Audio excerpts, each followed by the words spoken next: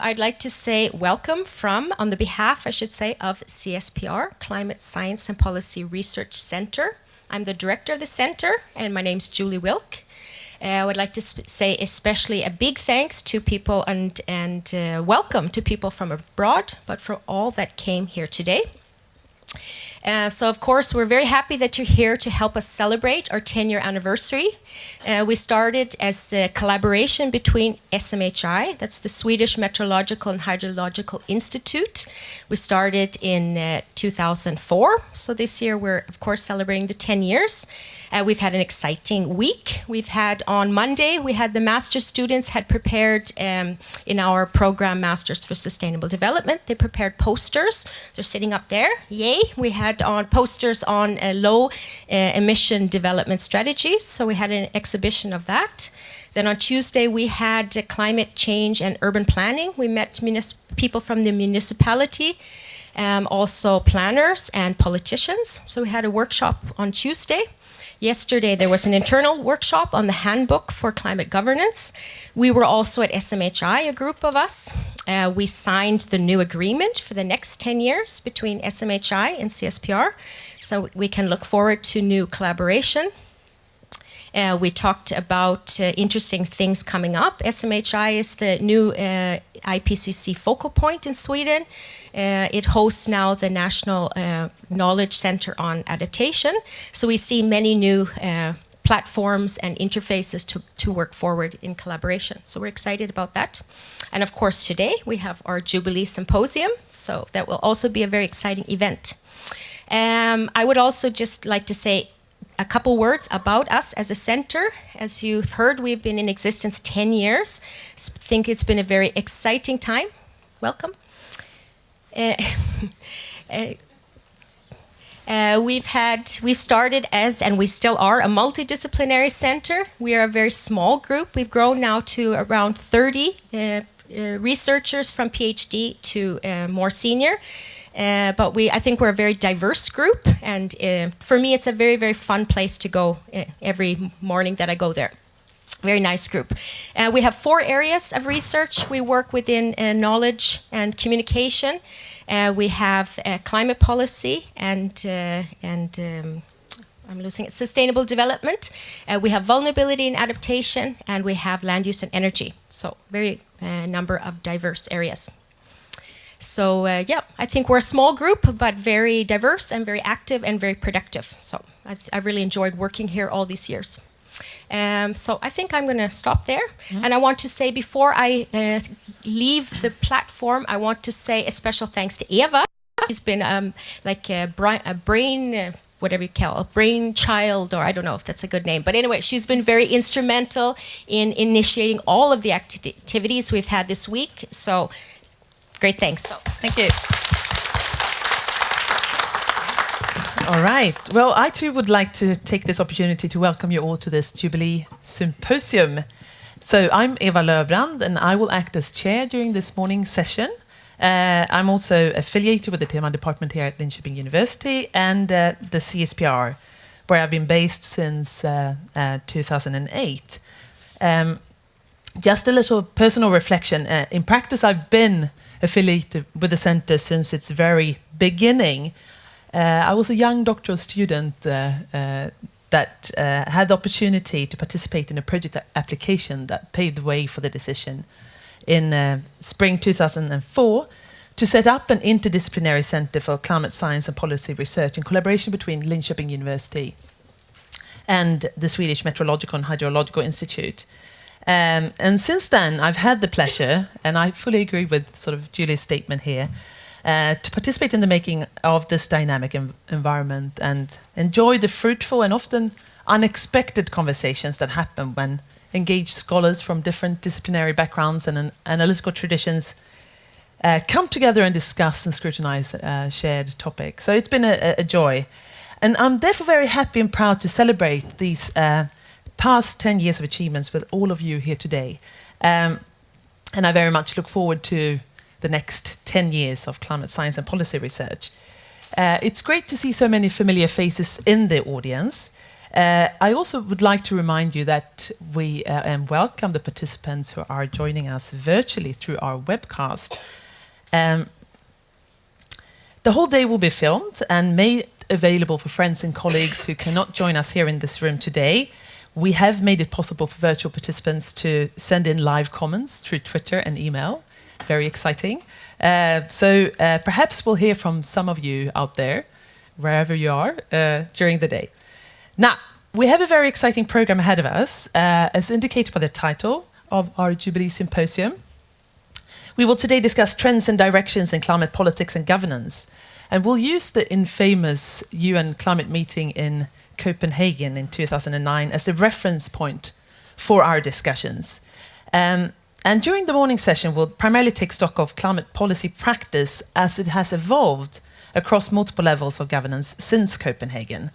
And against this backdrop, we'll discuss the prospects for a new global climate deal at the upcoming UN meeting in Paris next year. During the afternoon session, we'll turn our attention to the scholarship on climate politics and governance.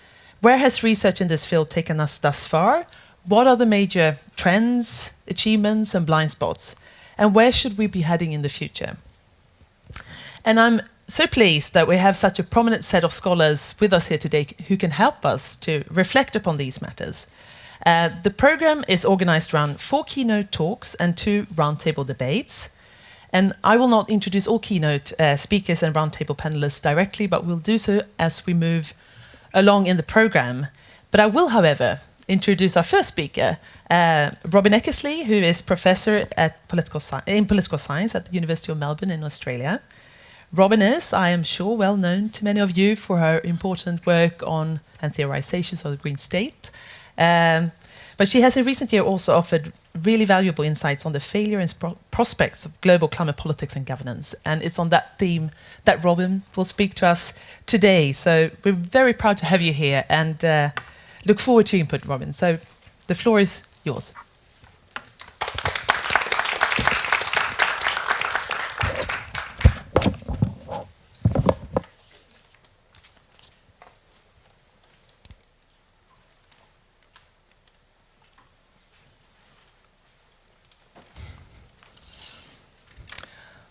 Well, thank you very much for that dramatic welcome, a very dramatic welcome. Julie Wilk and Eva Lovebrand, who's done a fabulous job in bringing us all together here. My brief is to take stock of policy practice and politics in many ways since Copenhagen in 2009. I'll just start with a little anecdote.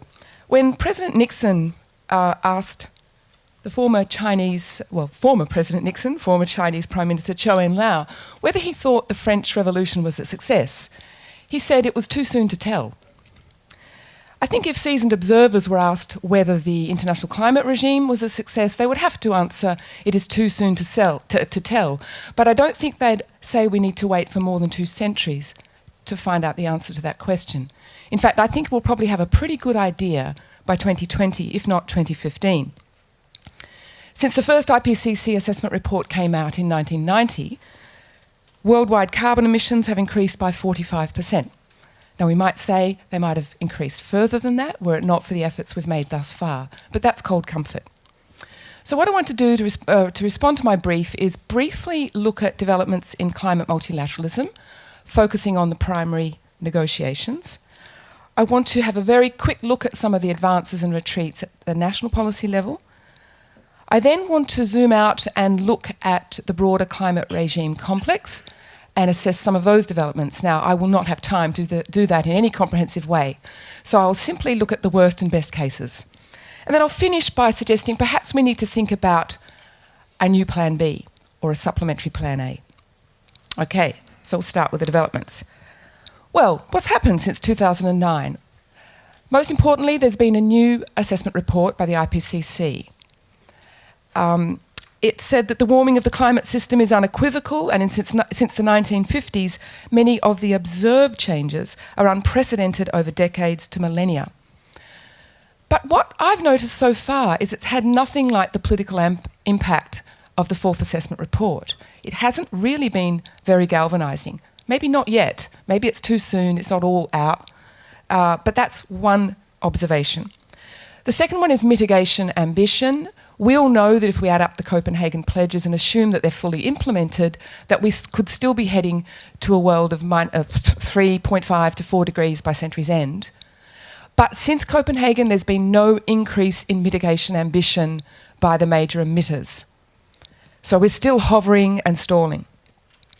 In terms of climate finance commitment, there have been no new commitments since 2009, and a failure to make good on the promises that were made on Copenhagen, which is one of the few mini successes of that otherwise dismal meeting. The recent meeting of the board of the Green Climate Fund in Bali in 2014 showed that there was huge disagreement, and it's not clear it's going to help to mobilise efforts to produce more promises in time for Ban Ki-moon's high-level summit in September this year. Fairness. Well, there's been a slow sea change in the evolution and understanding of the principles of equity and common but differentiated responsibility and capability. We know that the US has led the charge in steadily unpicking these principles, beginning with its repudiation of the Kyoto Protocol. But the US is half right. There's been a sea change in the global economy. Most of the emissions have moved from the north to the south, in many ways, the major growth. But what we've seen is throwing the baby out with the bathwater is perhaps the best way of putting it. We're moving to a kind of hyper-differentiation where a principled approach really seems too much to ask now from the parties. It's very unlikely there'll be any agreement around principles of equity, or let's just call it CBDR for short, in 2015, and probably at the best we'll have a shopping list of principles from which countries can pick and choose. And the best we can do is, through the review processes, although they're not clear yet, find a way of holding countries to those principles. Next, let's look at the major emitters and why there's a failure of commitment, or rather there's a waning of leadership, I guess, is the first point here. The EU has been widely recognised as the key leader amongst the developed group, and its high watermark was probably the Durban Conference in 2011, because it was sidelined in 2009, and all its efforts to try and lead by example were to no avail at that particular meeting, largely because of an alliance between the US and the basic group. And so I want to come back to that question of leadership, because leadership is risky and people or states are less prone to want to take risks. China is happy to play a role but in no mood to lead. India doesn't even wish to be referred to as a major emitter because it says we should categorise countries on the basis of their per capita emissions. Russia is somewhat of a lost cause. Japan, Canada and Australia are very much in retreat. And the US, funnily enough, against this dismal background, is a little feeble ray of sunshine, at least at the executive level, because President Obama's 2013 Climate Action Plan has some good things in it. But we know he still is hamstrung by a hostile Congress, Senate in particular, and we know that the US will remain the tail that would wag the dog, and that whatever agreement is negotiated in 2015 will have to have the flexibility to accommodate that situation in the US. The Kyoto Protocol probably, although it's being put on life support again for a second commitment period, will probably not survive after 2020. So is there any good news? Well, the Durban platform launched in 2011 was somewhat of a breakthrough, although people who'd been in attendance at the 2007 COP in Bali would have felt a profound sense of déjà vu, because here we were launching yet another negotiating track. Durban killed off that track and started a new one. But since then, things have been very slow. Finally, we're going to have a contact group formed to start preparing negotiating text for Lima. So we'll just have to wait and see what form that takes. There was a mini breakthrough at Warsaw on an agreement to set up an international mechanism for loss and damage for the most vulnerable countries. Still a lot of detail to come there, but that is an advance. So what have we learned? Well, our old friends the realists would say, well, what we have here is a shift from a stable bipolar world of the Cold War period to a short-lived unipolar moment shortly after the war collapsed, and now we've moved into a complex multipolar world where the major powers can't find agreement. But as I said yesterday, a multipolar world doesn't necessarily mean the major powers can't get along together or agree or act in concert, because the concert of Europe itself demonstrates that's quite possible. It all depends on who the poles are. And what we have uniquely is the fact that multipolarity now straddles the North and the South. But the problem is that China and India have this dual status. They look like great powers when you look at aggregate figures like GDP, emissions and population, but they're very much not like great powers when they look at the degree of their poverty and unmet development needs. And this is part of the problem. But what this leads to, and I think the distance between the US and China and India in particular could be considerably narrowed if there was less bad faith on the part of the major powers. Leading the developed world, the US here has probably practiced the most bad faith. And some of the little quips from Todd Stern, the US chief envoy, I think really give it away. I remember attending a press conference where he said, it's about maths, not morality. Well, clearly it's about both. If you want to incense developing countries, that's what you say. And he's reputed to have said in one of the final huddles at Durban, if equity's in, we're out. And India accepted that deal in return for some weasel words about legal form in the treaty, which is a very strange compromise. It was under intense pressure and they're all incredibly sleep deprived. But the bad faith here is the US is very unwilling to acknowledge its large historical contribution, its significantly greater capacity and larger per capita emissions. So there lies the bad faith. It conveniently fixes on those things that are less problematic for it. And China and India do the same insofar as they hide behind their poor and refuse to acknowledge their rapidly growing middle class, which outstrips the size of the middle class in many developed countries. They speak justice abroad, but often practice inequality at home. But the more important point, I think, is their peaceful rise has taken place within the neoliberal order, sponsored by the West, and they don't actually show any signs of challenging that. Yes, they want a seat at the table, but they're not wishing to change that order. It suits them. And I think therein lies a larger problem. So how do we think about leadership in this context? We know that leadership is one solution to the collective action problem. We know that the EU has tried, but it's sort of a bit fatigued. It's a bit war-weary. It's got other problems with enlargement, the GFC, the Ukraine. Voters seem in less of a mood to think big. Maybe the way to think about this is to say, well, if you look back at Copenhagen, those pledges were a new move towards conditional cooperation. I will do this, but I will do more if you other guys do all these things, right? Let's put it in colloquial terms. And it raises the question, is conditional cooperation leadership? Well, I think we can think of a conditional cooperation spectrum with leadership at one end and laggardship at the other, and I would characterise it in these terms. If you've done a lot domestically and you promise to do a whole lot more if other countries do stuff, and if developing, and in a way that doesn't offend fairness, basic notions of fairness for developing countries, that's leadership. But if you do very little, promise only to do a little bit more, only if hugely stringent conditions are satisfied, which ignore questions of basic fairness, that's laggardship. And I think we can still arrange countries on that particular conditional cooperation spectrum and still talk about conditional cooperation as leadership. But because that leadership still involves risks and most countries are fairly risk averse, we need to find a form of cooperative leadership that reduces those risks, at the same time provides more rewards and recognition for leadership. We've talked about prizes. I think that's not a bad idea. But we also need to think about punishment and deterrence. And if we can get nationally determined contributions negotiated at 2015, why not apply border measures against those countries that fail to implement them, or countries that failed to even agree to them in the first place? So we can have both reward and deterrence and, in fact, punishment at the same time. So what can we expect from the 2015 agreement? I'm not going to say too much on that because Sebastian Oberter, who follows me, will be going to that in more depth. I just want to make some broad observations. What we want is an agreement that is broad and deep. But we seem to be faced with this horrible dilemma between something that is broad and shallow on the one hand, which is where the negotiations are heading, or something narrow and deep, with the like-minded good guys lined up who probably won't have the necessary critical mass to solve the problem. This is a painful dilemma.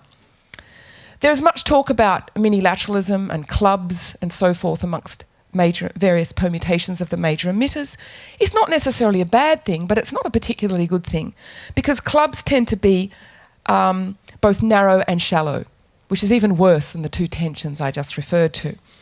So the way forward is either start broad and deep and try and build, start broad and shallow and try and build depth, which is pretty much the path we're on, or think about going narrow and deep and broadening. If anyone's seen that Kevin Costner movie, Field of Dreams, the idea of build it and they will come. If you start with a group of small countries or a small number of countries that are very proactive, think of Canada's role in sponsoring the Anti-Personnel Landmine Convention, which was quite far-reaching but small in number, but other countries have continually joined. Maybe that's not so possible and time is of the essence. It's a different type of problem here. So we're probably stuck with broad and shallow and then finding ways of deepening that commitment. The problem is we've already heard from the US that once it makes its offer of a nationally determined contribution, it says after a review process, and we don't know what those details are, it might be peer review, scientific review, it should be all of that plus civil society review, it says it's under no obligation to change its contribution. This is really unhelpful. What we do want is some kind of dynamic, constant, upward ratcheting effect with all sorts of provisions that set up a permanent game of leapfrog amongst all countries, really. I can think of perhaps EU, Norway, Switzerland, South Korea, Singapore, South Africa, and the rest of the African group, Brazil, Latin America, least developed countries, IASOS, possibly getting together to forge something more creative. But they probably wouldn't have the emissions power to solve the problem. But we need to hold that thought. It may become necessary at some point further down the track. Okay, let me turn very briefly to a roundup at the national level. Well, it's commonplace now to talk about the exciting developments that are happening at the subnational level, state level, in terms of subnational governments in federal systems, and also cities and municipalities. And I'm not going to go through all of this. We've all heard about California, British Columbia and Ontario in a very schizophrenic Canadian federal state, doing very different things to Alberta. But in terms of moving forward nationally, I can really only think of Denmark in the European Union, who's upped its commitment. It's now moved to a minus 40% target by 2020, joining Germany. China's, of course, experimenting with emissions trading, and everyone's watching closely in the hope that there will be a cap of some kind, or at least a peak coal period coming around the corner sometime soon. There's been, I've mentioned, successful action at the US level through the use of the president's executive power. But I want to mention a few other things that are perhaps little known, which I think are signs of hope. Has anyone heard of the Green Tea Party? No? Well, there is. It's actually a Green Tea coalition. It's an alliance between the Atlanta Tea Party patriots and a couple of environmental organisations, including the Sierra Club, which campaigned on the principle that it's an infringement of an American's liberty not to have a choice for solar power.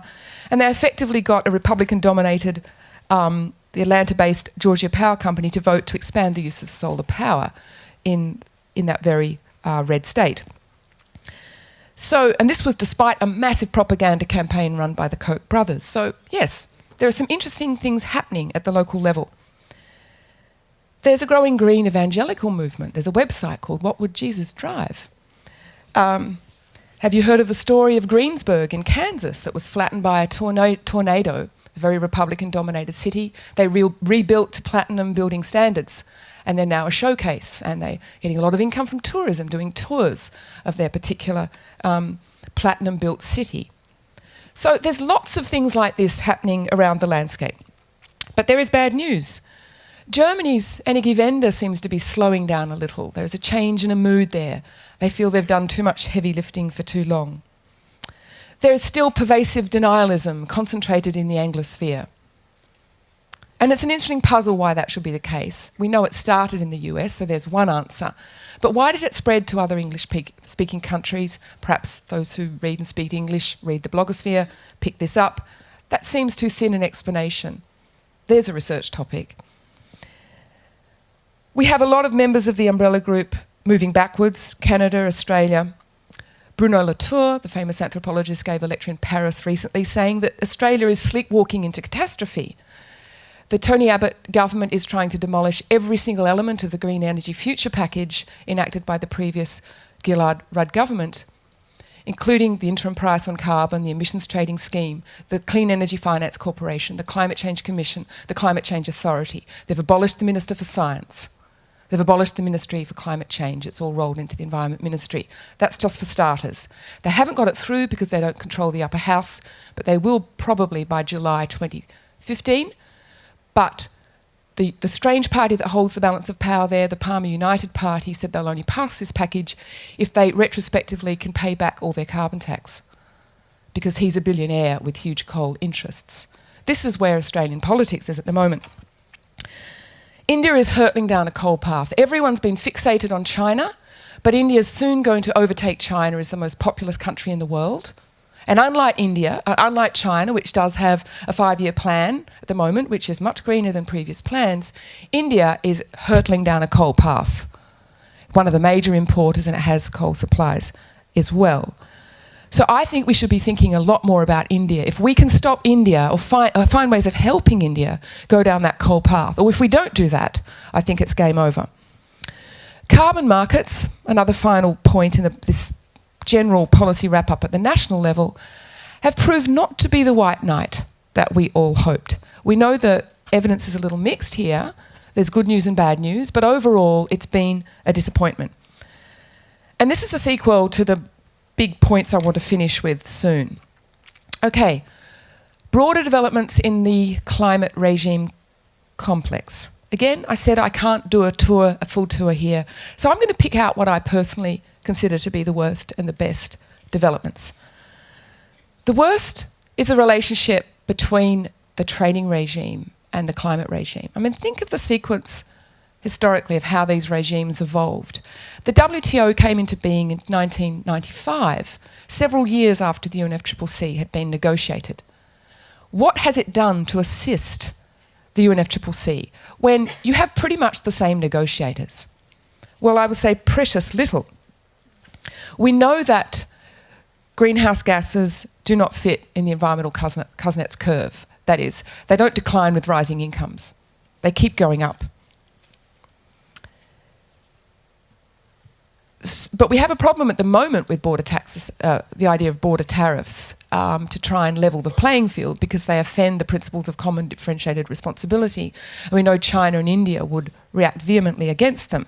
So although there's been a kind of general accommodation between these two regimes that have reduced regulatory competition, that's happened at the expense of the goal of reducing global emissions in favour of expanding trade. So that's the first point. The second is that world trade is now growing on average nearly twice as fast as world production, which means that an increasing proportion of trade is made in the world rather than in any one country. Because of the unbundling of the production process. We also know that there's been a shift in the global division of labour, and Factory Asia is now producing many more goods and services, which has enabled developed countries to outsource its emissions. And these two big trends have begun to raise questions about the nature of the accounting methodology of the UNFCCC, which looks at emissions produced within a country within a given year. And this all works to the disadvantage of Factory Asia in many ways. And I think this needs to be, it's probably too late to change the accounting methodology, but these developments need to be put on the negotiating table. And the final point is, well, actually there's two more. The Doha negotiating mandate in 2001 did have an environmental negotiating mandate, the most promising of which was liberalising trade in environmental goods and services. So this would include solar cells and wind turbines and other energy efficiency technology and so forth. But after many years of negotiating, the special negotiating session of the Trade and Environment Committee still can't agree on what an environmental good is. The list proposed by the EU and US and other developed countries favours technologies that are of trade interest to those countries. And it's not very helpful to developing countries who have proposed other approaches which the developed world has blocked. So this has been a fairly pitiful series of developments. Finally, as the Doha round grinds on, the really big area of development is the rise of preferential trade agreements. And these have proliferated. So I think maybe this is where we should be putting a little bit more attention, thinking about what might be environmental or climate best practice in negotiating these preferential trade agreements. We should insist on environmental and climate impact assessments of all trade agreements before they're signed off.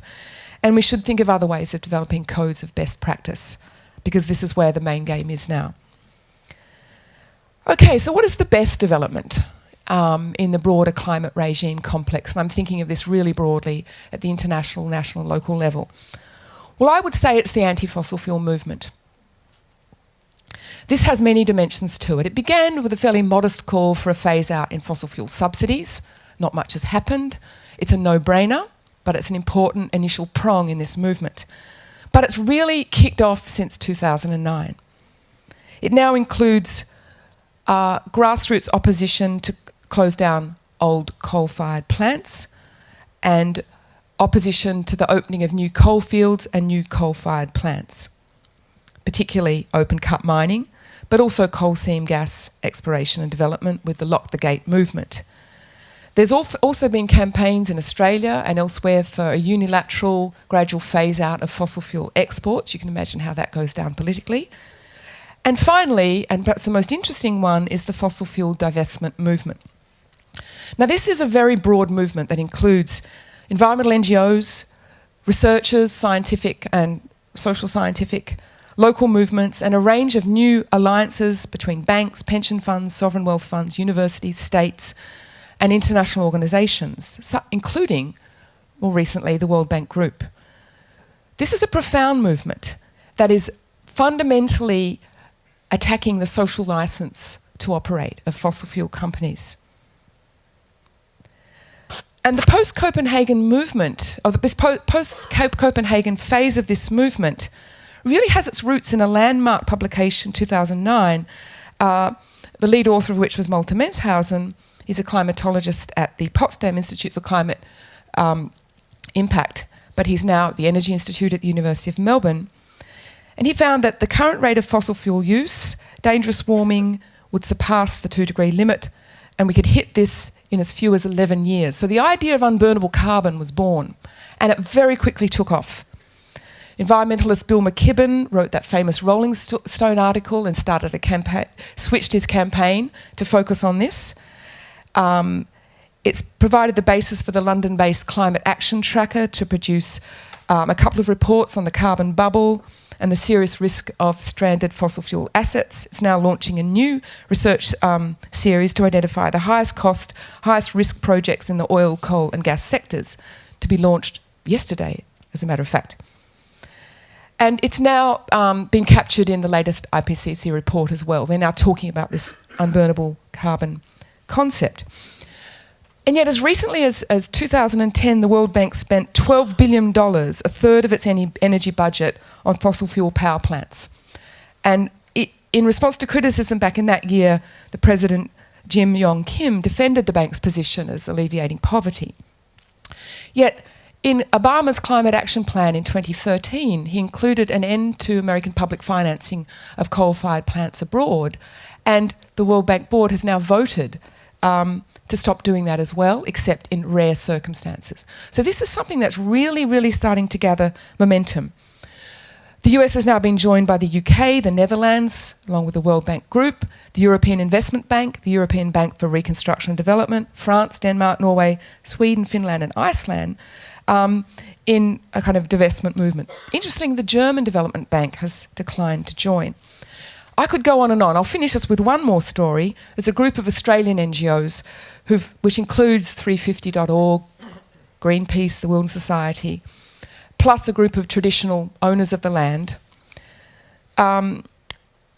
which are now lobbying the Norwegian Sovereign Wealth Fund to divest from a major, mega new coal project in northwestern New South Wales. So the question is, why and how? Why has this movement taken off? Well, the conventional idea is that we don't intrude in national energy policy. That's sacrosanct. What we do, we develop emissions trading and we wait for this steadily rising price in carbon, and that will do the work. And that leaves flexibility to states who have different energy mixes and so forth. This incrementalist vision of dealing with this problem is really now under serious challenge. There's growing frustration with the failure of the negotiations and of this so-called white knight. From a public campaign point of view, it's much easier to focus on the direct source of the problem. We know that fossil fuels are the primary culprit. There are many other sources of emissions, but if we don't address fossil fuels, it's going to be very tricky to turn this problem around. Carbon trading's led to a lot of gaming, rent-seeking, and in some cases corruption. And this argument has a nice coincidence of moral argument and financial hazard. So it can appeal to a very broad audience. Okay, so finally, which way forward? Well, I think that the rise of the anti-fossil fuel movement helps us to see something which is really obvious, blindingly obvious, but we've sort of not really put our gaze on this question. And that is the sacrosanct nature of the principle of state permanent responsibility over natural resources. The fact that states have a right to exist, a right to exploit whatever resources that they think fit, in other words, and that includes, of course, not being told how to manage their national energy policy.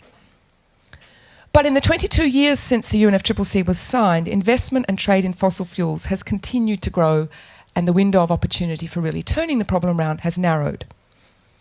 According to the World Energy Outlook of 2013, today's share of fossil fuels in the global mix is 82%. It's the same as it was 25 years ago, and the strong rise of renewables only brings us down to around 75% by 2035. This is not going to be a road to success. So how the energy sector develops over the next 5 to 10 years, I think, is really pivotal to how we might answer the question differently to Chou En-lai, I guess. But if you read the UNFCCC, the words fossil fuels only crop up twice, and that's in the provisions on response measures, which is looking after trying to prevent adverse consequences for countries that are heavily dependent on fossil fuels, particularly developing countries. So that's as far as the UNFCCC has got in dealing with fossil fuels. So you get perverse consequences here because the anomaly means that a country that's compliant with its Kyoto I and Kyoto II commitments can busily export huge amounts of fossil fuels and make a considerable profit while remaining perfectly compliant under the regime. It means Australia, for example, is able to export carbon emissions equivalent to the entire direct emissions of Germany. That's basically what it's doing at the moment in terms of the embodied emissions in its coal, gas and gas exports. So I think the anti-fossil fuel movement is a direct response to these problems, but I think it needs some more help, particularly the divestment wing, because the success of that argument, the stranded asset argument, assumes that there will be peak coal, there will be a price on carbon, there will be targets and so forth. But if that doesn't happen in 2015, then people say, oh, well, my asset won't be stranded. I can even invest in more because these guys aren't going to ever reach an agreement anytime soon. So these two things always work together. So this debate about multilateral versus transnational action, to borrow Frank Bierman's division from yesterday, or action outside the climate regime and action inside the regime, it's a no-brainer to say they need each other and they will push each other along. And that's how it has to be if we're going to move forward. So I want to finish with some daring proposals.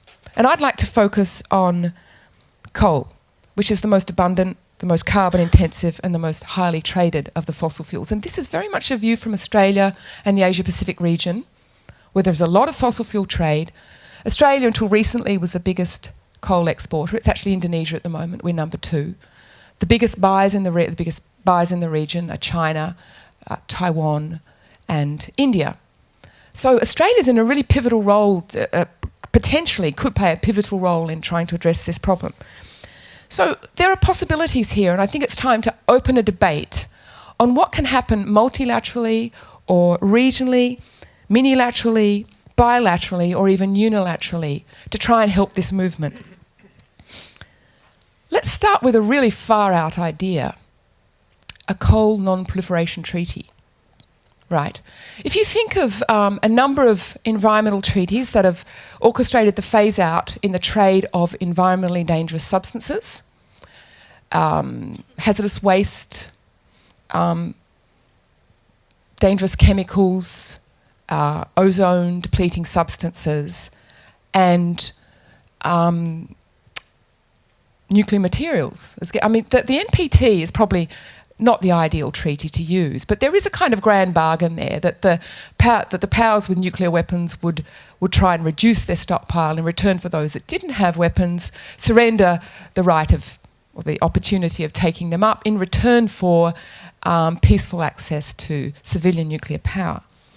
You could have something like a bargain there where you have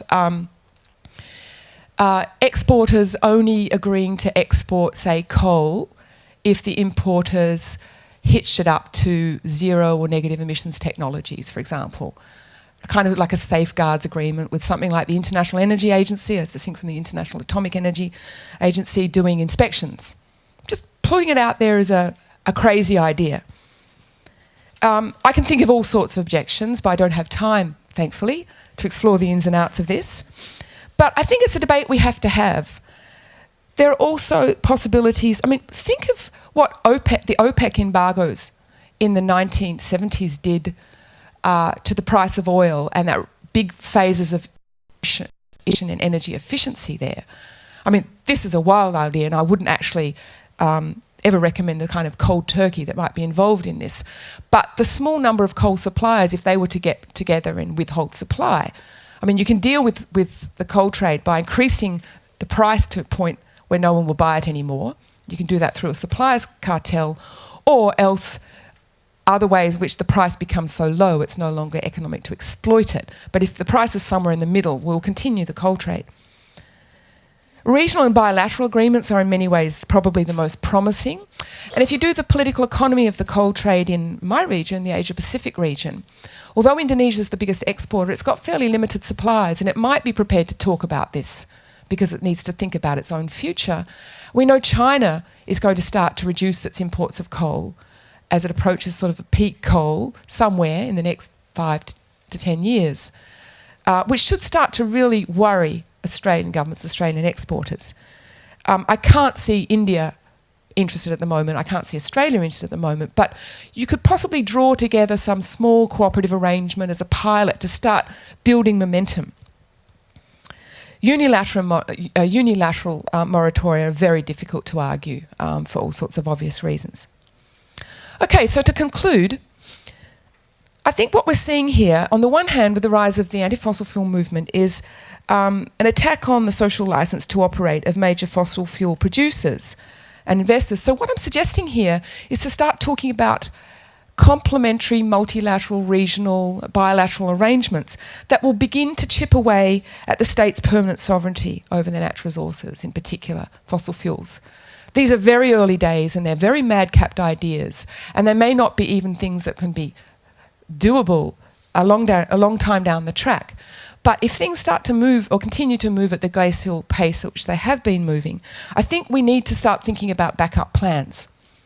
So we need a plan B waiting in the wings. And even if this remains a fairly fanciful set of propositions, if researchers start looking at it and start writing discussion papers and thinking how it might work given the political economy of the coal trade, it might start to spook major fossil fuel buyers and the exporters and importers, and it might actually have an indirect effect on galvanising the negotiations, so we move back to a more effective plan A.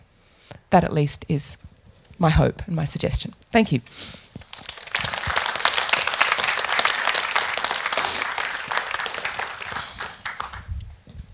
Thank you very much, Robin, for a very rich and positive, I think, account of what we can expect in the years to come. Now we have time for questions to Robin.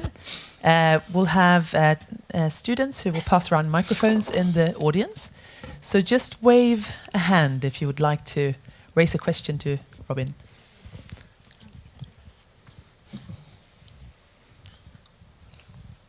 And I know there are many participants here who normally are not very shy, so I'm sure that you will and are thoroughly engaged in this topic. So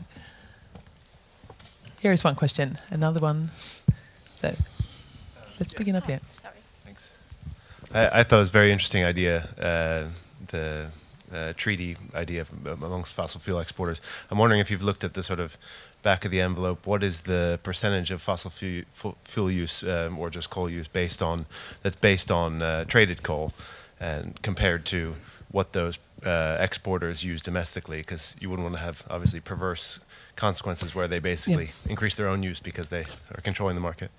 Yeah. Do you want to respond directly, or should we collect a number? However you want. Okay, let's do that. Yeah. Well, I don't have the figures at hand, but I know that both India and China have significant internal coal reserves, but they're importing because it's cheaper to get it to the coast, in the case of China, and to the west side of India, where most of the energy requirements are, because most of their coal is on the other side of the country. And there are logistical problems, huge logistical problems. And the main reason that India is not developing its internal coal reserves is because of profound resistance by local people. And so you could put, I mean, I don't wish to be mean to India and put it in a pincer movement here, because I think it's very important to develop a set of principles as to how we might address this. And you need to think about energy poverty in India, you need to think about energy security, you need to think about fairness, development needs, all those sorts of things. You wouldn't just hoist this on them. But because India does have serious problems in developing its own coal reserves, it's dependent upon imports. So reducing that would put India under pressure. Now, you wouldn't do that without assistance. So there's a lot more that needs to be examined in how you might push through an idea like this. China, on the other hand, has busily closed down its dirtiest coal plants, but it's busily building new, more state-of-the-art ones. And although its renewable energy is going gangbusters, so is its coal. And strangely, Germany too is increasing its reliance on coal, which probably wouldn't have happened if the price on the European carbon market worked properly. That was part of its thinking, and it just didn't come out that way. So the result is this, lots of renewables and lots of coal, which is rather strange. But I think the more you attack the social license of that and the idea that states have some God-given right to use that, I think the more we can start to think about a multilateral or regional way of addressing it, but in a way that obviously looks at all those issues rather than just barrels through. Okay. There was another question just below, and please introduce yourself as well. Hello, my name is Adrian Coots from the Lynn Shopping Masters Programme here. Just a quick, you mentioned at the start how the UNFCCC arose during a unipolar moment following the end of the Cold War, and that we've now moved on to a multipolar type of situation. Do you think that perhaps that the UNFCCC is just a vestige of that moment, and its time has passed, and there now needs to be something totally new? Almost. It was definitely born in a different period, and I did. In fact, I didn't tell you the title of my talk. It's From a Zombie Climate Regime to Real Climate Action. Which way forward? I didn't announce that, strangely. So that partly answers your question. And I did suggest that we might begin to think about the regime as a faux regime because there's no convergence of expectations anymore, and that's the definition of a regime. But I think that's too cynical and too pessimistic. I think that I do think the regime's going to continue to play a role, maybe not the pivotal role that we thought when we started out. But it's no longer just a vestigial organ that can be cut off like an appendix and everything still function normally. I think if it was excised from the global body politic, we'd be a lot worse off. We'd lose a kind of grand moral compass which helps to galvanise all the other action, and that would be a backward step. We have one question from Richard here. Thanks. Richard Klein, Stockholm Environment Institute and Centre for Climate Science and Policy Research here at Linköping. You mentioned how the Durban platform was sort of the end of the Bali Action Plan, and I think that's true for mitigation, but there were 4 pillars in the Bali Action Plan. Technology, finance and adaptation were the other 3. Yeah. And I would argue that the Cancun agreements, to a large extent actually, completed work on at least technology and adaptation and gave a large push to finance that, in a way, followed from the negotiations between Bali and Copenhagen. Copenhagen wasn't able to agree on it because of what happened on mitigation. But the Cancun agreements, in a way, followed in the Bali tradition and therefore has now been agreed, and the emphasis in Durban was on mitigation. Any thoughts on that? Well, I just simply agree. I left that out. It was a fairly selective overview because there's too much to overview. But yes, to say that it's been killed off is to ignore the fact that important developments and agreements have been taken out of that and carried over into the ongoing negotiations. And in my Cook's tour of the territory, I should have perhaps mentioned those as achievements. So I totally take your point. Okay, we have time for one final question.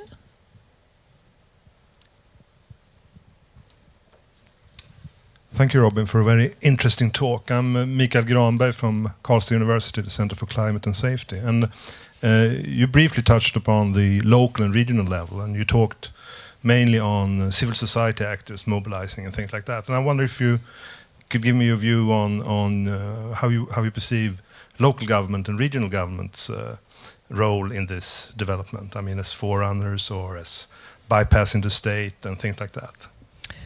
Well, it's not an area where I've done a lot of research, and there's a lot greater expertise in the room about that area, but it certainly is one of the success stories, cities and local governments. And I guess because this was happening prior to Copenhagen, it's not a new development, it's a continuing good development, would be my answer. And one of the advantages about local government is that it brings, I mean, the beauty of adaptation, for example, is that it makes it local, and you've got a better opportunity for grassroots involvement and learning. And I think that's one of the great virtues of adaptation, where any cost you incur in investing in this is for your own benefit, whereas mitigation is for everyone's benefit. And this can happen. We know that more people live in cities than the rest now than in any other time in human history. Even in China, a point was reached, I think, last year where more Chinese lived in cities than in the countryside, given this was an incredibly rural population. So cities and megacities are fantastic sites for integrated thinking.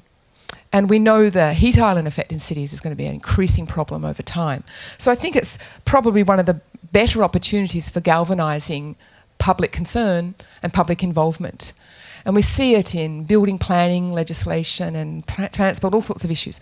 If you look at the building bylaws for coastal building in some of the Queensland coastal areas, there's one, I'll just finish on this dope, that you cannot build anything within, I think it's 300 metres of the low water mark, unless it can be removed without power tools within 24 hours.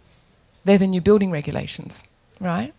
Because we have cyclones and sea surges, and so it's basically a tent or a caravan. So these are new building. This is amazing changes in local building, and that's local government activity.